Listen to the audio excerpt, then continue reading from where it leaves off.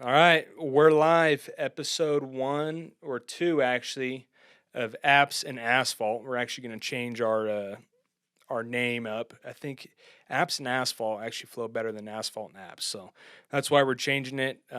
David's with me. We're actually in our studio, which is kind of our temporary studio that we just set up, and looks cool. It's kind of crazy getting into the feel and swing of things of actually having a legit podcast.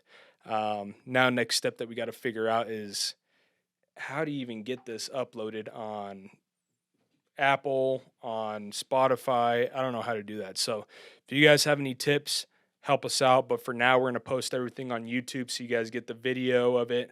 Um, Today I'm going to do a solo one. Zach's been tied up in some meetings, so I'm going to do a solo one and talking about kind of construction and technology.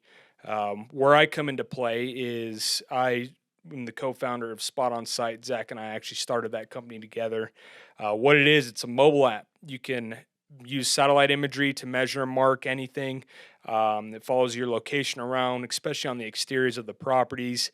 You can take photos and videos that are all time-stamped and dated, and you can instantly generate reports that can be shared with your team, your customers, or whoever needs to see it. So we built that out of our own problems. We talk about this a lot, but the construction tech space in general is something that's very new to us, new to construction, and to be honest, we're kind of all in on that. That's another um, avenue that we found is going to be pretty awesome to attack, and there's such a huge gap.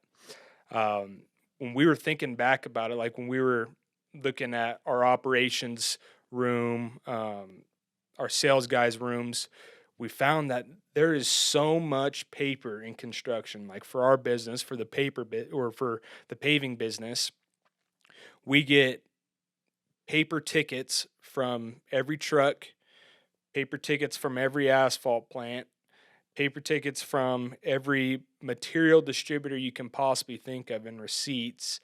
Our time clocks in how our employees and our crew guys used to time in and out has all been on paper, pen, paper, and clipboard every single day. Even our proposals used to be all on paper, and you kind of had to hand deliver them. But thankfully, email, and now you can send them through. So there's just a ton of paper, and we have literally boxes and boxes of paper records. And as we all know, paper gets lost, and you miss one important document in that. For instance, we missed our last ticket for the asphalt. We don't know. We don't have any standing room to go back and debate with the asphalt plants when they send us an invoice. If we don't have that final ticket, say they charge us an extra 20 tons more, we don't have the final ticket.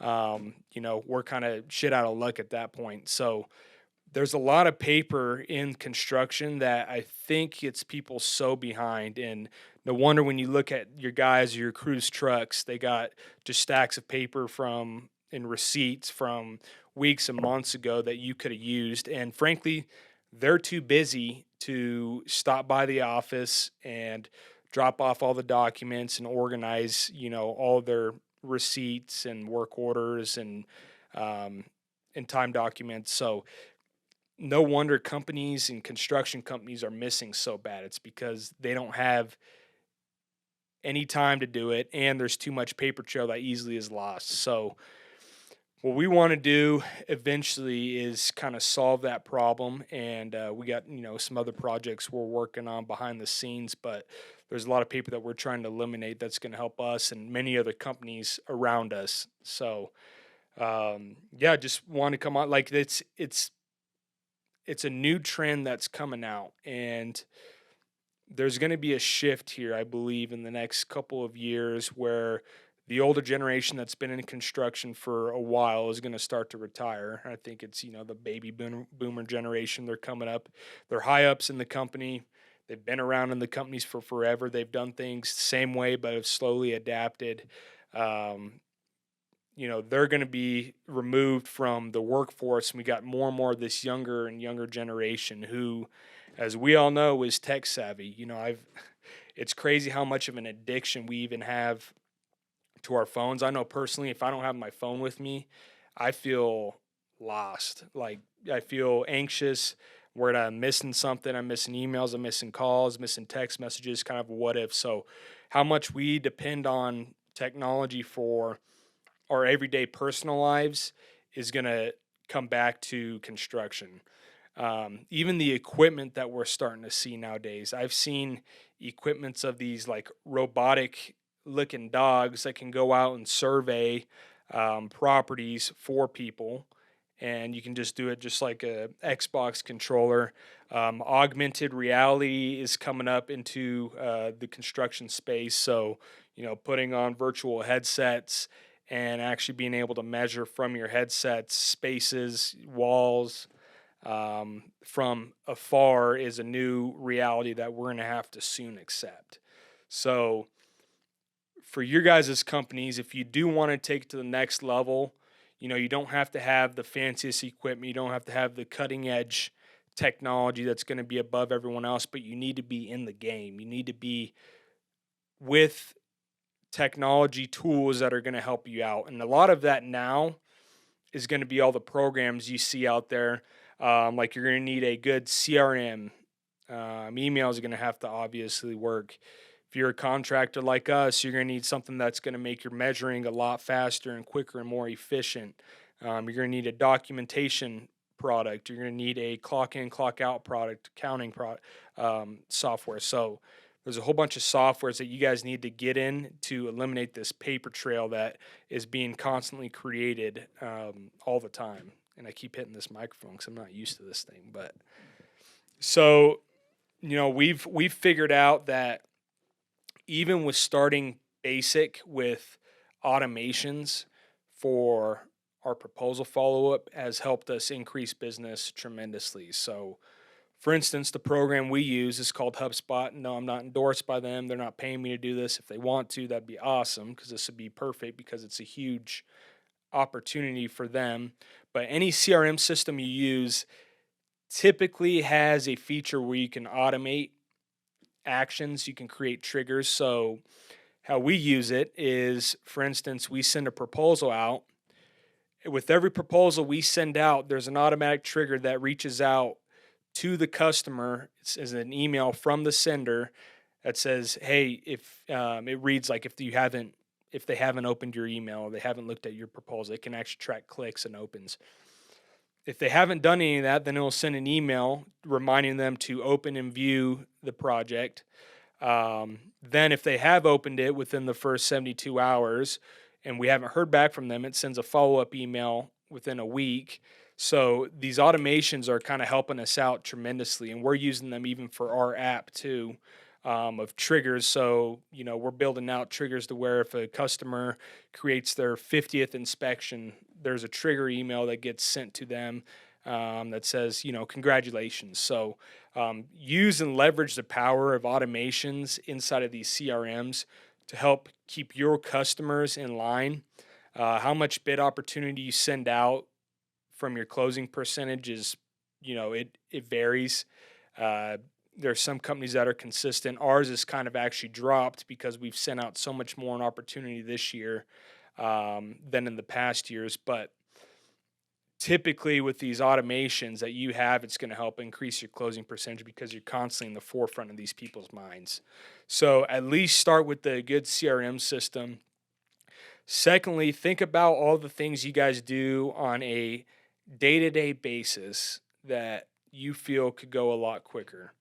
For us, and why we came up with, and started using measuring tools is because we realized how many times we were out on site hand measuring and hand wheeling these things, how much time it was wasting for us when we had, projects going on in the background, stuff to do at the office. So that's why we're like, okay, we need to get a better, faster measuring tool. So we started a couple years ago and had it, and it made a whole world of a difference. So from your initial estimating point, think of stuff that you do that you feel is cumbersome that could be a lot quicker, and look for tools that help out with that. I'm not trying to bash on the older generation, but you have to have team members, especially the older team members who've been in the industry for forever all in on these changes, because change is hard. And if you don't have everybody on board with a technology change or implementation, then it's going to create a lot of confusion and frustration for your team. So, one of our guys for the paving company, his name's Paul Hunt. He's actually our oldest. He's probably the oldest on our entire company. I think he's in his mid to late 60s. Sorry, Paul, if you're not that old, but I think you told me that before. Anyways, he's been through the dinosaur age where they didn't have, good skid loaders to help shovel asphalt. He was doing it all by hand, him and his crews, to now he's out here making YouTube videos, LinkedIn videos. He's showing everybody how to use Spot on Site, all of his customers, and he's using the map to leverage what he's done for so many years, but a lot faster. So that's made his life a lot easier, but you have to have those people on your team who are willing to accept the change, because change is frustrating. Even when we go and implement new different softwares, and we're already kind of a tech heavy company, when we go and implement new stuff, we get a lot of pushback from it. But if you're able to have a benefit and a reason and multiple reasons why this is going to improve that person's life, that person's journey and experience with their day-to-day tasks, then people will be able to see the benefit of it. But initially, you will always have pushback. So, but yeah, I just want to make this one probably a pretty quick, short one, just since it is me. I can't talk about everything for forever without a full conversation. I'm not that good yet. We'll see. It'll be funny to look back actually on these early episodes to where we go, and hopefully we get a couple thousand in at one point in time. But bottom line today, just want to talk about using technology and getting in with the trends, especially in the construction industry, because it is essential for you guys' survival. It's essential for your business, essential for your productivity. I promise it will save you hundreds to thousands to hundreds of thousands to even millions of dollars in inefficiencies that we've noticed and we observe and we can relate to by implementing products that are going to help. So build your processes around using these products, leverage them, and see the power of how much it can help you guys out. If you are looking for a tool, I'm obviously going to throw a plug in there. If you're looking for a tool and you're an exterior contractor of any sorts, roofer, landscaper, paving guy, concrete guy, both, commercial HVAC, you name it. Anybody on the exterior of the property, as a contractor, if you want a good tool to help you measure, mark locations, submit pictures, comments, photos, videos, and give your customers a great presentation and have a perfect project management tool that walks your customer from start to finish of a journey, check us out. Our app is called Spot on Site. All one word. We're in the App Store. We're actually rolling out Android development coming up soon. But tools like ours were built to help make your guys' lives easier. We've seen tons of value from it. Millions of dollars have gone through deal flow and been successful. And we can attest it's because of Spot on Site. So check us out. This is episode 2 for the Apps and Asphalt podcast. My name's Hayden. Give us a shout. Let us know of any topics you guys want to talk about, especially maybe our 1 or 2 followers or fans that are maybe out there. Let us know what you guys want to hear from, and we'll continue to come at you guys weekly, bi-weekly, as much as possible. Thanks, guys.